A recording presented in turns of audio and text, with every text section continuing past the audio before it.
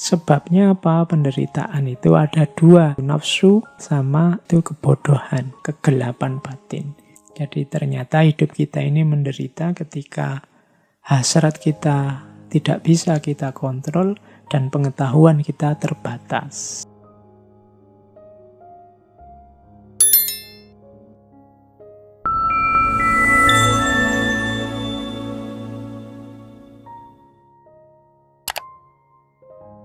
Assalamualaikum warahmatullahi wabarakatuh. Bismillahirrahmanirrahim. Di antara agama-agama yang menonjol sekali konsepnya tentang penderitaan kan Buddhisme. Dulu kita pernah membahas tentang Buddhisme ya. Dalam Buddhisme, penderitaan ini kan hakikat hidup. Jadi hidup ini hakikatnya menderita. Ini selaras dengan pengalamannya Siddhartha Gautama. Kalau dalam Buddhisme, penderitaan ini dikenal sebagai dukkha. Kata-kata ini diserap dalam bahasa Indonesia nanti jadi kata-kata yang artinya juga penderitaan, yaitu dukkha. Biasanya ada kalimat selanjutnya dukkha derita. Karena memang artinya dukkha itu penderitaan. Hidup ini pasti dukkha isinya, penderitaan. Penderitaan itu bisa penderitaan yang biasa, dukkha, misalnya sakit fisik, nah itu dukkha. Sariawan, sakit gigi, sakit perut, nah itu dukkha, penderitaan biasa. Ada penderitaan karena perubahan. Kalau dalam Buddhisme istilahnya viparinama dukkha. Misalnya menderita karena putus cinta, menderita karena terpaksa harus hidup dengan orang yang kita benci, menderita karena ditinggal orang yang kita sayangi, dan seterusnya. Ini kan terjadi perubahan. Itu sakit. Jadi karena apa? Karena situasi baru itu kan menyakitkan. Kemarin bersama, berdua, sekarang sendiri, itu kan menyakitkan. Kemarin tidak punya teman sekacau ini, sekarang punya teman sekacau ini. Akhirnya tiap hari makan hati, ya itu kan karena perubahan, itu juga dukkha. Kemarin tinggal di sana, hawanya panas sekali, orangnya marah-marah terus. Sudah terbiasa terhanyut ikutan marah-marah. Sekarang ganti situasi, isinya bukan orang marah-marah lagi, tapi orang pendiam semua. Wah, itu kan menderita. Jadi, penderitaan karena perubahan. Intinya, tidak tercapainya keinginan. Sehingga kita sedih, sehingga kita merasa gundah, dan seterusnya. Itu namanya viparinama dukkha. Yang ketiga, penderitaan karena kita sebagai manusia. Ini yang disebut penderitaan sebagai hakikat hidup. Bahwa sebagai manusia kita ini lahir dengan karakter manusia yang lemah, banyak keterbatasan, tidak berdaya, nantinya tua dan juga mati. Ini kalau cerita tentang keterbatasan manusia, kelemahan manusia berhubungan dengan Buddhisme. Ini saya ingat dulu saya zaman kuliah suka sekali baca cerita-cerita dari tradisi cerita-cerita Cina yang banyak serialnya itu. Yang saya ingat ada serial yang judulnya Golok Pembunuh Naga. Itu tokohnya Zhang Wuji, saya masih ingat itu, Tio Buki. Dia ini ketua aliran, namanya aliran Ming. Ini hubungannya sama penderitaan. Jadi aliran Ming ini kalau pakai istilah Tiongkok namanya Ming Jiao. Ming Jiao itu agama cahaya. Ini aliran ini untuk orang-orang Tionghoa yang menganut agama. Dulu agama ini disebut sesuai nama pendirinya, yaitu Mani, dari Persia.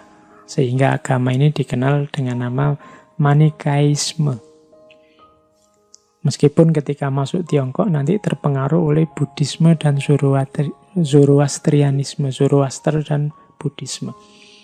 Nah, yang saya ingat dari novel ini cerita Golok Pembunuh Naga ini yang ngarang namanya Jin Yung. Ada satu syair yang bagus dari aliran agama cahaya Mingjiao ini, yang saya ingat sampai sekarang, yang kalimatnya begini kurang lebih maksudnya. Hidup apa senangnya, mati apa susahnya.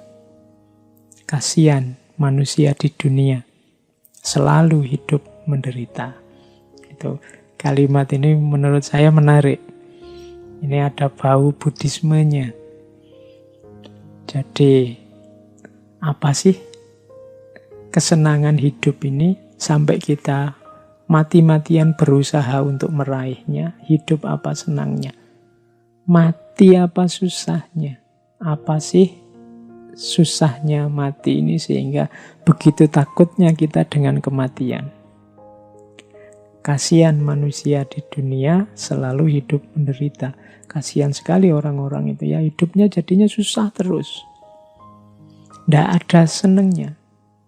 Kenapa? Harusnya dunia ini seneng, akhirnya tidak seneng karena begitu terobsesi mengejar-ngejar kesenangan dunia. Padahal sebesar apa sih kesenangan dunia itu? Kita juga begitu takut, begitu parno dengan kematian. Padahal apa iya sih kematian itu begitu negatifnya, begitu menyusahkannya. Nah, ini saya dapatnya dari novel, tapi menarik untuk menggambarkan bagaimana agama Manikaeanisme ini menganggap bahwa sudahlah hidup jangan terlalu diambil serius.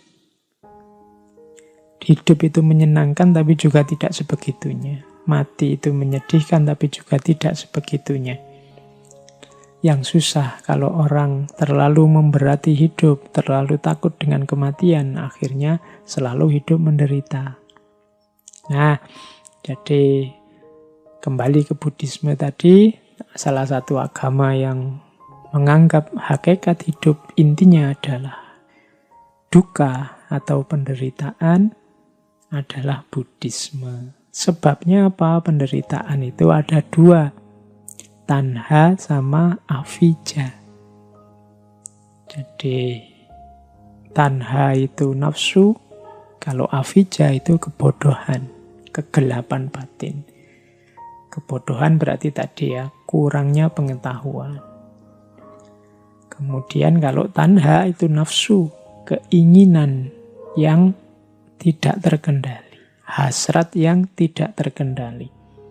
Jadi ternyata hidup kita ini menderita ketika hasrat kita tidak bisa kita kontrol dan pengetahuan kita terbatas.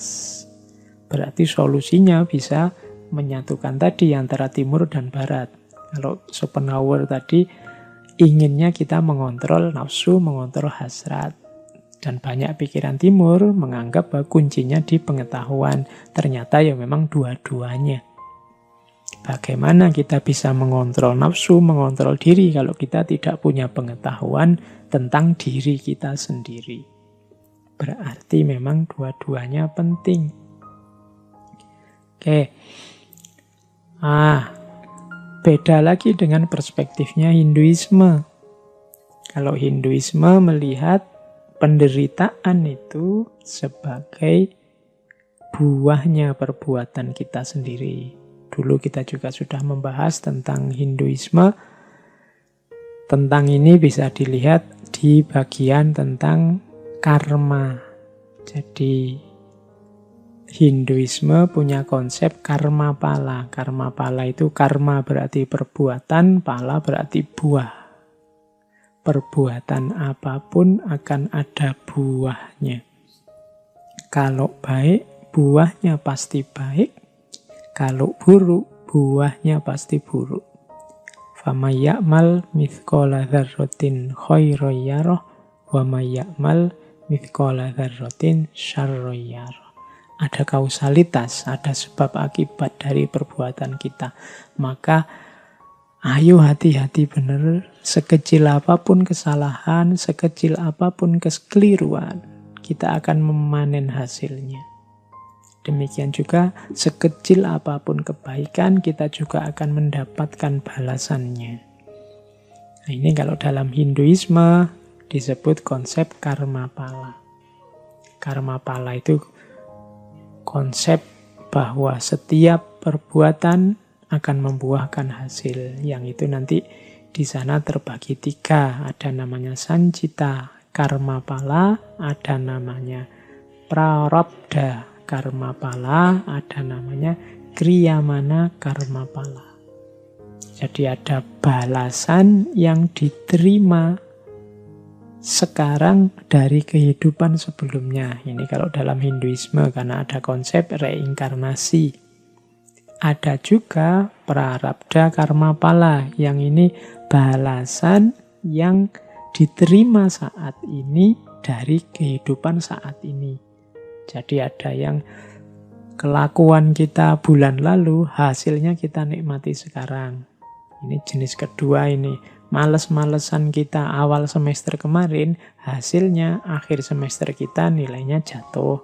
Itu kelakuan kita hari ini, kita nikmati saat ini juga. Ada juga yang kelakuan kita hari ini, buahnya besok. Ini namanya kriyamana. Ini maksudnya mewanti-wanti kita, hati-hati. Pak, saya sudah melakukan buruk-buruk, yang jelek-jelek enggak ada tuh Pak, balasannya mana? Karmanya mana? Saya enjoy-enjoy aja tuh, jangan lupa. Yang akan datang akan kamu nikmati, pasti akan kamu nikmati. Ya seandainya tidak besok-besok, pasti di kehidupan yang akan datang. Nah, itu konsep kriyamana karma pala. Jadi yang kita lakukan sekarang, hasilnya yang akan datang. Ini kalau ini konsep Hinduisme. Jadi penderitaan itu ya kelakuan kita sendiri. Penderitaan itu hasil apa yang kita jalankan sendiri. Karena kita menjalankan yang buruk-buruk, yang jelek-jelek, ya kita panennya yang buruk-buruk dan yang jelek-jelek. Konsep ini namanya karma pala. Kalau dalam Hinduisme, dalam Buddhisme ada dukkha, kalau Hinduisme ada karma pala. Oke.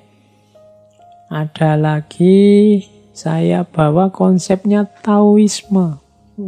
Taoisme punya konsep yang khas juga tentang penderitaan. Tahu melihat, itu saya bawa beberapa ayat dari kitab sucinya Taoisme. Jadi Lao Tzu menyatakan yang pertama, kekayaan dan kemuliaan apabila dijadikan kebanggaan akan mendatangkan penderitaan. Jadi kekayaan itu hasil kerja kita, kemuliaan itu posisi kita di tengah masyarakat karena perilaku kita, kekayaan sifatnya materi, kemuliaan sifatnya non-materi. Cuma ini kalau kita jadikan dasar identitas kita yang kita banggakan, akhirnya hanya akan melahirkan penderitaan. Kita akan susah karena itu. Jadi jangan terikat, jangan melekat dengan kekayaan dan kemuliaan. Kita akan kecewa. Kekayaan apalagi lebih mudah habis, lama-lama dia habis. Kalau kebanggaan kita dasarnya kekayaan, pada saatnya kita akan sangat kecewa ketika kekayaan itu habis atau kekayaan itu mendorong kita ke dalam hal-hal yang tidak kita inginkan. Kemuliaan juga begitu. Kemuliaan itu sangat tipis bahkan. Kemuliaan itu kan posisi kita di tengah masyarakat. Dan masyarakat itu bisa mudah sekali mencabut kemuliaan yang kita sandang dalam persepsi mereka. Ada orang yang begitu alimnya puluhan tahun tapi melakukan sedikit kesalahan, satu saja kesalahan, kemudian hancurlah kemuliaan, hancurnya nama baik itu. Kalau dia hanya menggantungkan pada kekayaan dan kemuliaan, maka penderitaan yang dia rasakan akan luar biasa. Itu maksudnya tahu. Maka katanya tahu, seorang bijaksana setelah melakukan pahala bagi dunia lalu mengundurkan diri. Inilah justru yang sesuai dengan jalan tahu. Jadi menurut Taoisme, sudahlah, ayo lakukan kebaikan. Ayo melakukan hal-hal yang bermanfaat di dunia ini. Setelah itu tidak usah menuntut apa-apa, tidak usah membanggakan apa-apa. Inilah jalan tahu dan inilah yang aman. Kalau kita tidak menginginkan apa-apa, ya tidak akan dikecewakan oleh apa-apa. Bagaikan alam yang menciptakan segala benda dan isinya, tetapi tidak menganggap sebagai miliknya. Jadi belajarlah dari alam. Alam itu memberikan banyak untuk kita, berkontribusi, memberi manfaat besar untuk hidup kita, tapi alam tidak pernah merasa bahwa karya itu, produk itu adalah haknya. Nah, jadi alam akhirnya lebih stabil, lebih harmoni. Jadi lakukan kebaikan, lakukan kebijaksanaan, lakukan banyak hal yang bermanfaat untuk dunia. Setelah itu tidak usah dihitung, mundurlah. Maka penderitaan tidak akan datang. Bekerja tetapi tidak membanggakan kepandaiannya. Berjasa tetapi tidak mengakui pahalanya. Oleh karena tidak mempunyai apa-apa, maka dia tidak pernah kehilangan apa-apa. Penderitaan lahir karena kita merasa tidak meraih sesuatu atau kehilangan sesuatu. Tapi kalau kita tidak ingin apa-apa dan kita tidak merasa punya apa-apa, ya kita tidak akan kehilangan apa-apa. Maka penderitaan juga tidak akan hadir dalam hidup kita. Ini perspektifnya Taoisme. Ternyata memang dalam hidup kita penderitaan itu lebih sering datang karena perilaku kita sendiri. Tidak sekedar karena hal-hal yang ada di sekeliling kita. Tadi saya cerita tentang novelnya Jin Young. Tiba-tiba saya teringat cerita juga serial, teman-teman mesti akrab. Ini ada hubungannya dengan penderitaan. Tiba-tiba saya ingat, sayangnya slide-nya tidak ada. Jadi kisah tentang perjalanan ke barat. Ya, teman-teman masih ingat ya dengan ceritanya Kera Sakti Sun Gokong. Ini di banyak referensi disebut bahwa cerita perjalanan ke barat itu ya gambaran tentang perjalanan jiwanya manusia. Bagaimana 4 muridnya Biksu Tong ini menggambarkan hambatan-hambatan dalam jiwa manusia yang sering mengganggu, yang sering melahirkan penderitaan.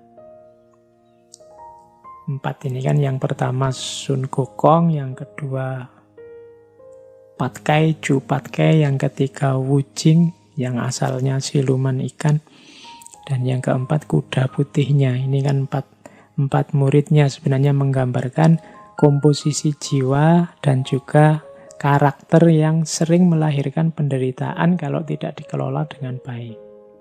Sun Gokong ini menggambarkan pribadi yang cerdas, terampil, cerdik, tapi sering kebablasan, sering membesarkan dirinya, mengalami superiority complex, merasa bisa mengatasi segalanya. Kadang-kadang tidak panjang pertimbangannya karena dia merasa sudah pintar, sudah cerdik, sudah cerdas. Ini cirinya Sun Gokong, sehingga dia sering kesulitan di sini membanggakan keterampilan dan kecerdikan serta kecerdasannya. Orang yang mengalami seperti ini juga nanti akan banyak mengalami penderitaan. Ya nanti Sun Gokong kan juga mengalami banyak penderitaan gara-gara ini. Yang kedua Chupatkai. Kalau Patkai ini simbol pribadi yang fokus pada rasa, perasaan. Sehingga dia nyari enaknya sendiri, ingin nyaman, memanjakan hasrat. Akhirnya apa? Dia mendapat banyak penderitaan dari bapernya dia, dari kemalasannya dia, dari rasa ingin enaknya sendiri. Jadi teman-teman, mungkin ada yang tipe seperti Patkai ini, fokusnya pada perasaan, ingin enak, ingin nyaman. Kadang-kadang terus akhirnya jadi baper, akhirnya ingin enaknya sendiri sehingga tidak cuma dia menderita, tapi membuat orang menderita. Oke, quote yang paling terkenal dari Patkai kan ya teman-teman hafal ya. Begitulah cinta, deritanya tiada akhir. Dia banyak menderita karena perasaannya sendiri. Nah, itu ciri orang tipe ini. Ada tipe ketiga, Wuching. Wuching ini tipe pribadi yang patuh, kemudian sungguh-sungguh ingin menerjemahkan ideal-ideal, norma-norma, ajaran-ajaran dalam tindakan. Hanya saja tipe ini kalau tidak dikontrol juga sering melahirkan penderitaan. Misalnya jadi tidak mandiri, ada ketergantungan pada otoritas.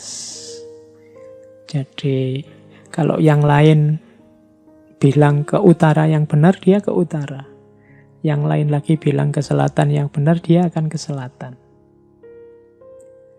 Ada lagi kuda putih. Kuda putih ini simbolnya semangat, simbolnya kesetiaan, kekuatan.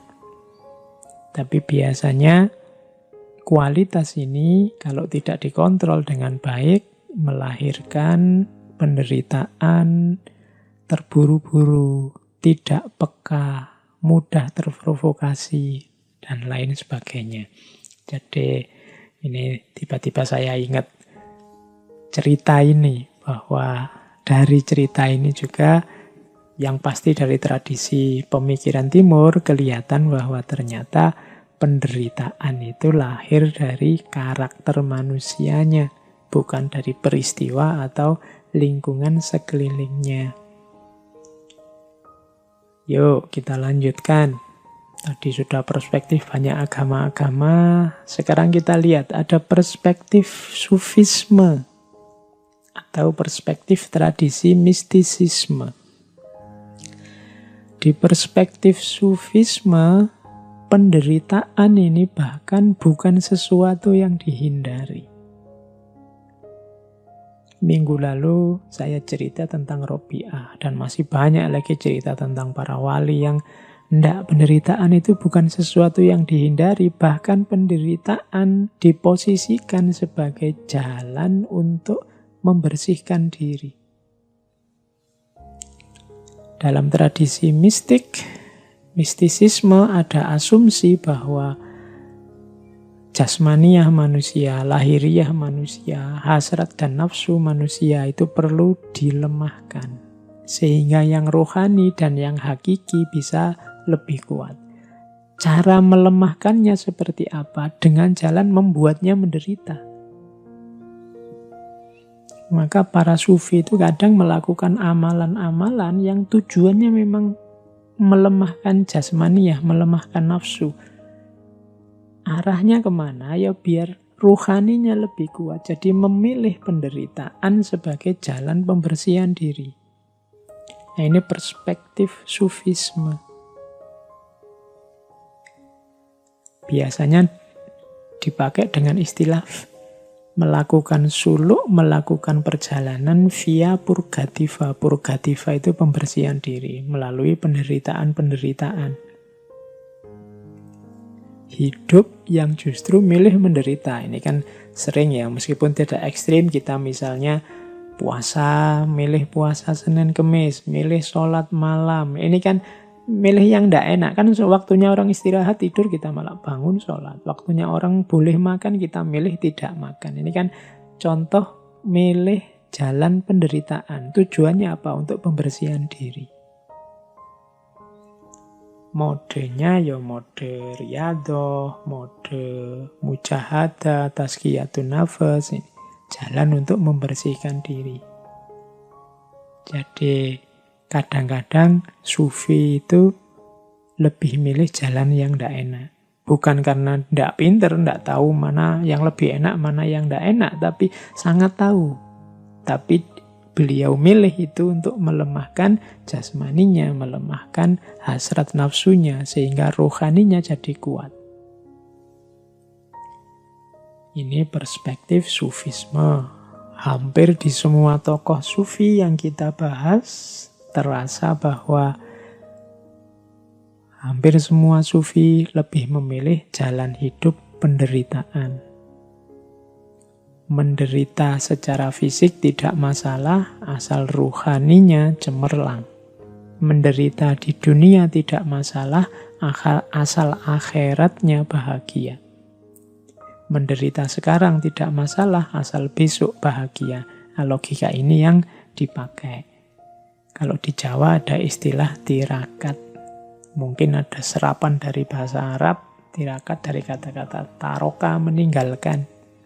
Jadi meninggalkan itu orang yang pantang melakukan sesuatu atau pantang memakan sesuatu atau dan seterusnya.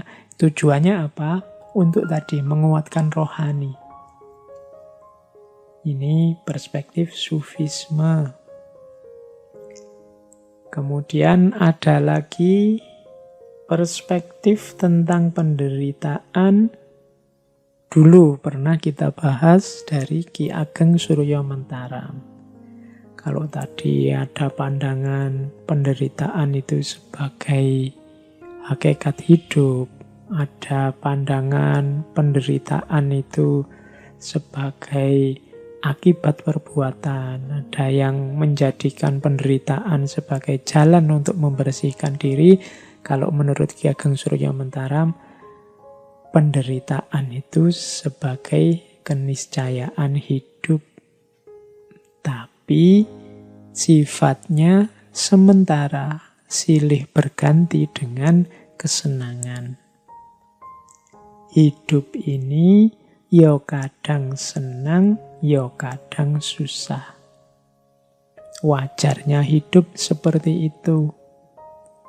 Tidak mungkin kita hidup ini senang terus, dan tidak mungkin juga susah terus.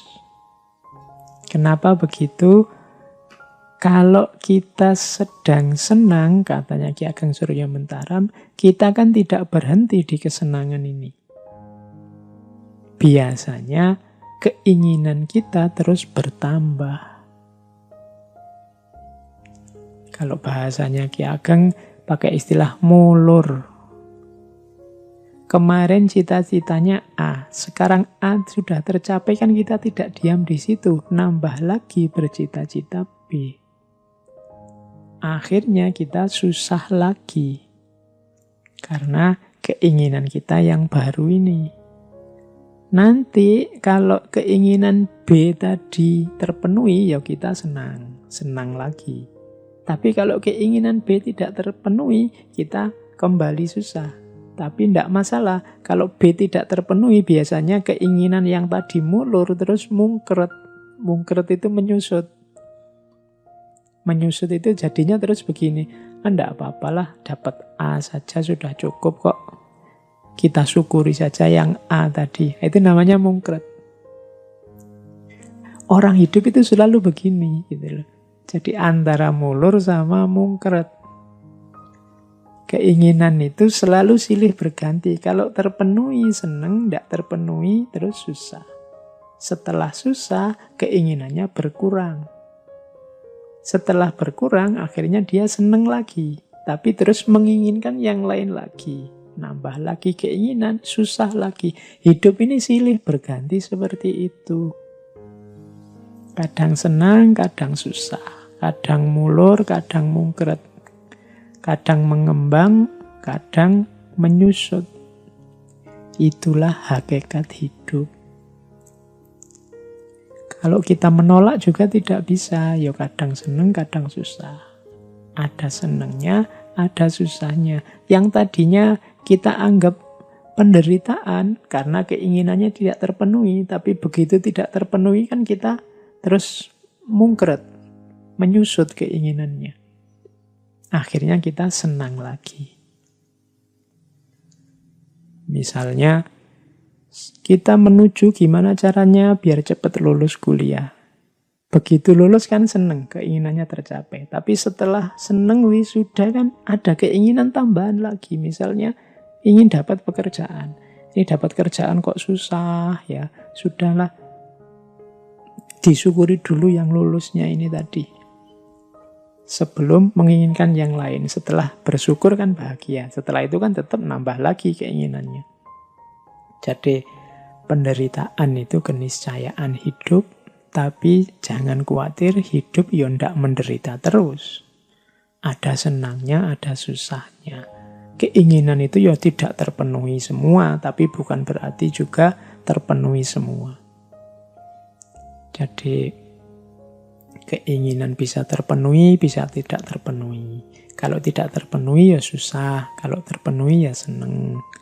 Kalau begitu susah, terus keinginannya berkurang. Setelah berkurang, seneng lagi. Begitu terpenuhi, seneng. Setelah terpenuhi, keinginannya tambah. Akhirnya susah lagi. Itulah hidup. Kita sadari ini, maka kita tidak akan terpengaruh lagi oleh senang dan susah. Karena ternyata apakah senang, apakah susah, itu ya sudah keniscayaannya hidup. Jadi kalau teman-teman sedang mengalami apapun, ingat teorinya Ki Ageng Surya Mentara ini, jadinya simpel. Ya memang begitu itu hidup. Kadang senang, kadang susah. Kadang keinginan kita terpenuhi, kadang ya tidak terpenuhi. Tidak perlu dibikin wow. Oke, kita lanjutkan. Ada teori juga, saya bawa dari ranah sosiologi, cuma ini nambah-nambah referensi saja untuk nambah wawasan kita. Di mana sih titik-titik yang membuat manusia menderita itu?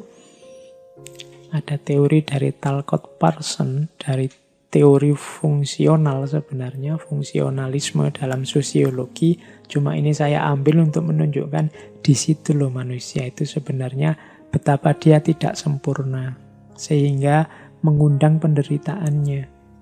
Katanya Parsons, manusia itu punya 3 karakter, punya 3 dasar eksistensi. Yang pertama apa? Ketidakpastian. Maksudnya apa ketidakpastian? Manusia tidak bisa menjamin dirinya aman atau dirinya sejahtera. Keamanan dan kesejahteraan dirinya bergantung pada banyak hal lain di luar dirinya. Ini katanya sosiologi. Kita sudah hati-hati, orang lain hati-hati, kita dapat masalah. Nah, itu berarti apa? Hidup kita serba tidak pasti. Manusia tidak bisa menjamin keamanan dan kesejahteraannya sendiri. Ini katanya Parsons, ini dasar eksistensinya manusia. Ketidakpastian yang pertama.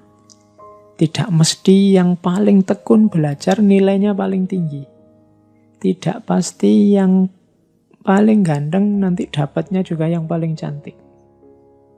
Tidak pasti yang paling paham ilmu kedokteran dia yang paling sehat. Manusia itu serba tidak pasti. Yang kedua, tidak berdaya. Ciri yang kedua adalah manusia tidak punya daya yang cukup untuk mengendalikan hidupnya sepenuhnya. Ini seperti kalau kita mengusahakan sesuatu, itu kan kita tidak punya kuasa untuk hasilnya persis seperti yang kita inginkan. Tergantung dengan banyak hal yang lain. Saya tidak bisa ngatur misalnya teman-teman yang mendengarkan ngaji ini harus paham semua yang saya sampaikan. Pasti tidak bisa begitu. Saya tidak bisa mengendalikan diri saya sendiri untuk gimana caranya saya bisa ngaji 5 jam non-stop dan tidak capek. Itu tidak bisa. Manusia banyak punya ciri ketidakberdayaan. Kita sih inginnya virus ini selesai bulan depan, tapi kan juga tergantung banyak hal. Ternyata manusia yang sering sombong itu punya ciri sebenarnya yang kedua, ketidakberdayaan. Dan yang ketiga, kelangkaan. Kelangkaan itu manusia itu berhadapan dengan situasi yang serba terbatas tentang dirinya dan lingkungannya. Jadi kita ini berhadapan dengan banyak sekali keterbatasan-keterbatasan, berhadapan dengan orang lain yang sama-sama punya keinginan, sehingga kadang-kadang kita harus menegosiasi ulang keinginan kita, berhadapan dengan diri kita yang penuh keterbatasan-keterbatasan yang pada saatnya bahkan kita sendiri juga akan tidak ada. Itu namanya ciri ketiga manusia itu berkarakter kelangkaan. Dari karakter eksistensial ini menunjukkan bahwa ya memang manusia itu akan berhadapan dengan penderitaan-penderitaan, ketidakpastian, ketidakberdayaan, dan kelangkaan. Ini sumbernya penderitaan. Padahal ini dasar eksistensi manusia.